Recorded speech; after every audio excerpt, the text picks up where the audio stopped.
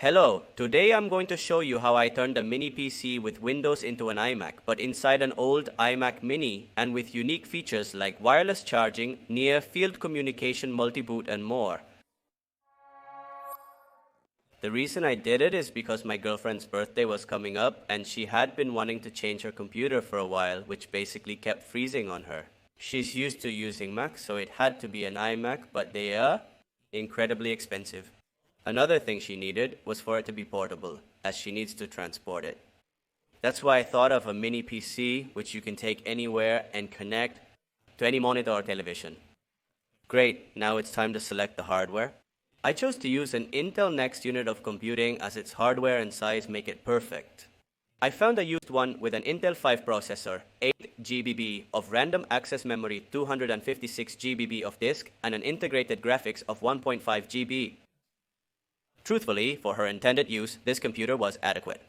To be more than enough, I added 8 GB of random access memory to this hardware to have a total of 16 and a mechanical 1 TB disk for storage.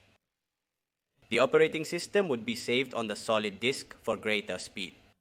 I got it cheap because supposedly it didn't work, but I repaired it simply by using contact cleaner on the random access memory pins and cleaning the random access memory also with an eraser. And now the odyssey began. As you know, macOS, Apple's operating system, cannot be installed just anywhere. The way to do it is known as Hackintosh, which basically is installing it through a program simulating that our PC is an original Mac. Anyway, doing it is not very difficult. We simply download the latest version of OpenCore and unzip it.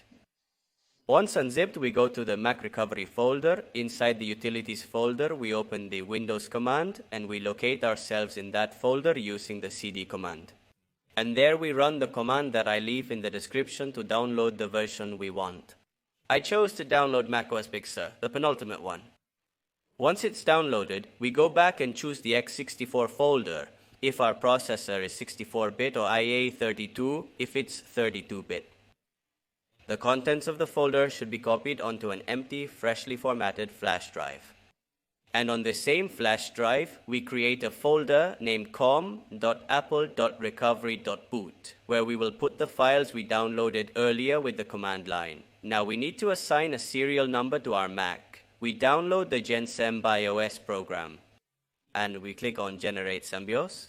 Then with the proper free program, we edit the config.plist file that is inside the extensible firmware interface folder. And we change the values that I'm showing you on the screen so you don't get confused. There we are assigning the serial to our new Mac. Remember that all the programs and data are in the description for better organization. And done. We plug our pen drive into our PC and select it to boot from the same pen drive. The Mac recovery will turn on and all we have to do is just click install. The installation process takes some time, so be patient. Each of the Hackintosh problems may be that for no apparent reason, it simply does not work. Not all hardware is compatible and occasionally there's no clear cause. For instance, during my installation, my PC would repeatedly reboot, creating an endless loop.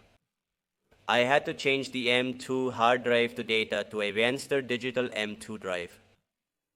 I repeated the same process and now it did install. We're now waiting for it to conclude. In my case, I was lucky. Everything functioned on my PC, barring Bluetooth and Wi-Fi. It's practically impossible for the Wi-Fi to work. It's well known. So what I did was buy a universal serial bus Wi-Fi card and I was able to get the Bluetooth working. Using kernel modifiers for both the universal serial bus Wi-Fi card and the Bluetooth, you have to modify the Mac's kernel. But this is really easy. We just download the firmware files that have a .kkx extension and put them in the .kx folder inside our boot. In my case, I was still booting from the universal serial bus drive, so I put them there, and that's it. We have everything working. It may seem easy, but I really spent many days trying to get everything to work and learning from scratch, as I've used Windows all my life. On the other drive, which is a 1 TB mechanical drive that I added via Serial Advanced Technology attachment, I installed Windows in the conventional way, also from a universal serial bus drive. And you don't need to do anything else. As you can see, when we turn on the PC now, it automatically detects the operating systems we have and asks you which one you want to start with. Now, I wanted to enhance its appearance to resemble a real Mac. I bought a 2005 iMac Mini in not exactly exemplary conditions. I was curious to see if it worked, so I plugged it in and this happened. For some reason it turned on fine and everything, but suddenly it stopped displaying an image and it never worked again. I disassembled the Mac and removed all its hardware. I only kept the charger pin and the power light. The original iMac charger luckily was the same voltage as the mini PCs, so I only used the pin to put it on the other one, which would even give us more of a real iMac image. So I soldered the charger pin to the positive and negative input of the new PC. If inserted incorrectly here, it breaks. But the real problem was that the back of the iMac had a bunch of ports that were impossible to fit into the new PC, so here's what I did. I cut the piece with all the connectors from the new PC with a grinder. Then I cut a square of the same size in the iMac Mini. Once I saw that the piece I cut fit well, I taped it, and then I glued it with an epoxy resin. To make it look better, I then applied a layer of plastic filler. It was just a matter of sanding it well and painting it with white spray paint. As you can see, it turned out amazing. I left the original iMac power button in one corner and just connected it to where the PC had the same power button. It's just two cables. Now there was a problem. On the inside, I had the auxiliary port and universal serial bus ports left. The auxiliary is easy, as I just put an extender where the output was at the back. But the universal serial bus S were different. I could never get these universal serial bus S to work on the Mac. It wouldn't detect them at all, and these things happen. Sometimes you'll never be able to get something to work. But I noticed that next to it, there were two sockets, one each. It's a universal serial bus 2.0. And since I obviously didn't have the adapter, what I did was solder 4 cables to each one directly to the pins. To prevent them from moving or coming out, I sealed them with epoxy resin. I soldered these cables to a female universal serial bus, and to my surprise, they worked perfectly. So I used both, one for the universal serial bus Wi-Fi board and another for the controller for the mouse and keyboard. And the free ports didn't work, but they still had power, so I used one to connect the wireless charger. This charger is a disassembled wireless charger from which I only kept the coil and the chip.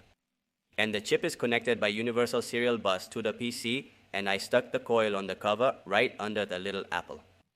Thus, placing the phone on top would charge it. Almost everything was done. I just fixed the PC inside and secured it to the iMac chassis with some metal extenders. I also glued everything to prevent movement or noise. I installed the original iMac light, which I soldered to an unused universal serial bus port as it needed 5 volts. All that was left was a final detail. I wanted to leave a message, but a virtual one, not a regular letter. For that, I bought these near-field communication stickers. We can stick them wherever we want, and then with a phone application, we can modify it to do whatever we want. In this case, leave a recorded message. I stuck it next to the wireless charger. In this way, when we put the phone to charge. The letter I left for her also opens. Everything is practically finished. The last detail I gave was to sand the Mac's acrylic. First with 400 grit sandpaper, then with 1000, and then with 1500. And to finish, I gave it a polish with a car paint polisher to make it perfect, and I already glued the cover in its place. I gave it a final little clean so that everything is well presentable and ready.